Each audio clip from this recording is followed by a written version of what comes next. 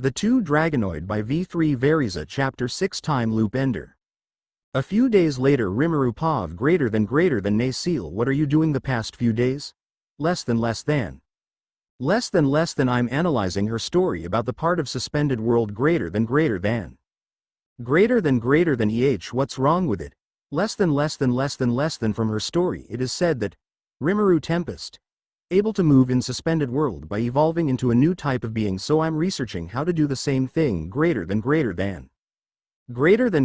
Why don't we just use black hole spacetime manipulation to recreate the effects? Less than. I'm sorry master, but I don't know how to recreate it exactly the same. Greater than. I see, it's fine. We can just ask her to demonstrate the suspended world. Less than. Understood. Teleporting nearby individual Chronoa. Greater than. Wait. I am not ready. Less than, but when I looked around I'm in a gray world and I can't move my body. Beside me is Chronoa about to attack, but when she sees it is me she calmed down. Less than master, I'm done analyzing it. Greater than, is this why you just immediately teleported me? Less than. Fufu, what are you talking about master? Greater than, I just sighed internally. I tried to move but I still can't. Less than, does master want to evolve into digital natural life form? Greater than. What's that? That sounded cool. Yes, less than, understood. Evolving master from spiritual life form into digital natural life form. Complete, please try moving master. Greater than. I moved my arm and it seems like Chronoa is shocked. I then looked at her and said, "Hey Chronoa, hey Rimuru." Then there's silence between us. So, what are you going to do here? I finally broke the silence between us and looked around. I'm just preparing thing for my sleep, but why? So I can keep the timeline going the same way as before. But, she looked at me confused, then got what I meant and facepalm.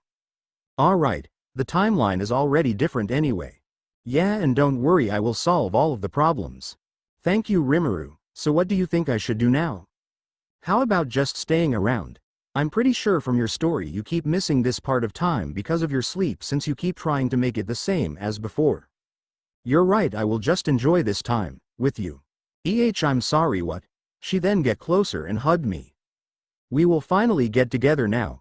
There's so much happiness when she said that. I don't know what to say.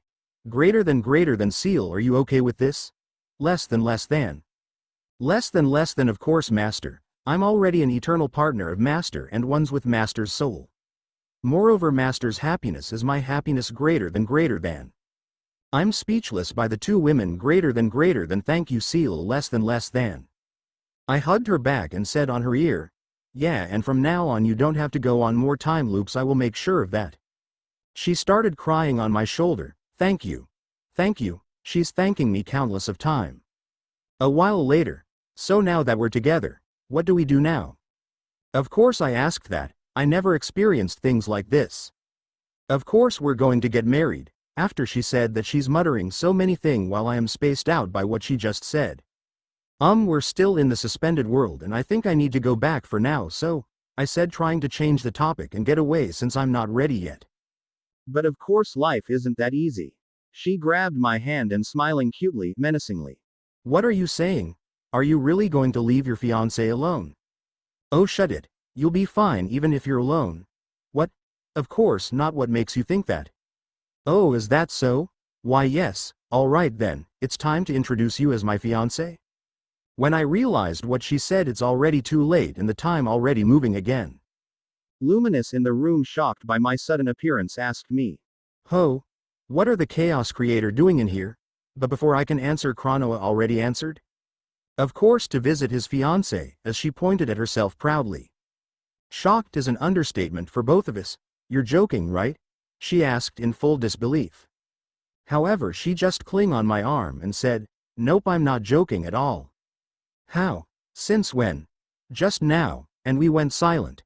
The only noises is Chronoa humming while still holding my arm. Go flirting somewhere else, Luminous shouted, kicking us out. And because of panic I teleported us back to Milim. Oh, there you're Rimuru and you're she says warmly but getting colder after every words. What are you doing? She shouted at Chronoa. Nothing, right, Rimuru? Ah yeah, Milim, it's fine. She just keep clinging to me and don't want to get off. She doesn't seem to believe it, but somehow she's smirking. Now you know how I feel when you hugged me all these years. Her smirks makes me want to counter her even more. Oh really? This feels good. Chronoa seems to be getting warmer. Oh shut up then, how about this? Suddenly she moved Chronoa to face with me and making her hug me. It seems like she's as embarrassed as I am because she just hid her face on my shoulder. So how about it now? She's having a smug look on her face. Fine, you win this one. Foo. I looked at Chronoa and it seems like she isn't embarrassed anymore and just keep hugging me happily. Thankfully Dragrek and Medi is coming this way, so she quickly get off me, but it seems like she's annoyed. The food is ready, Rimuru-sama, Milim-sama, and he pointed at Chronoa, who are smiling. Ah, she's Chronoa, she will be our guest. She's still smiling but her eyes are glaring at me. What did I do wrong? Less than.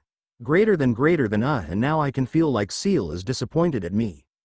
Understood, we shall prepare a meal for her. Dragrek bowed and left with Medi followed behind. However, I think I heard Medi said, she's scary, before getting punched by Dragrek. But that is not my problem for now, because right now the woman in front of me is really scary right now. Why did you just address me as a guest, Rimuru?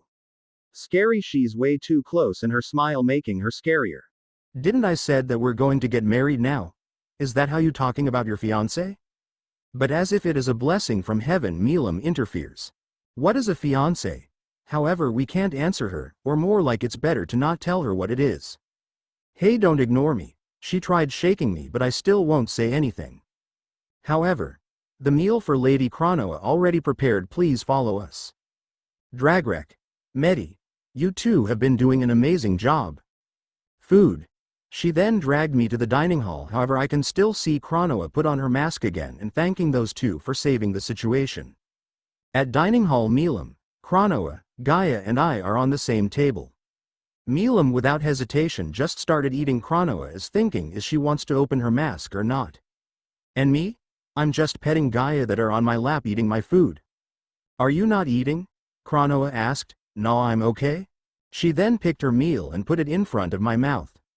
Say mph. You like it? Yeah, although a bit embarrassing, I like it. Well, since Gaia is eating my meal, she fed me her meal. However, thinking I have enough, I take her plate. Open your mask. Hey, when she put down her mask, she's even more embarrassed than me. Say and for the rest of dinner I'm the one feeding her. Afterwards Gaia, Milim and the others already left, leaving only me and Chronoa. She's currently leaning on me. Nay, Rimuru, when will you announcing it? Tomorrow, I promise. Yay, it seems like she fell asleep. I then carried her on my back. Pissed Gaia, is it fine if I also put her on your back? I whispered.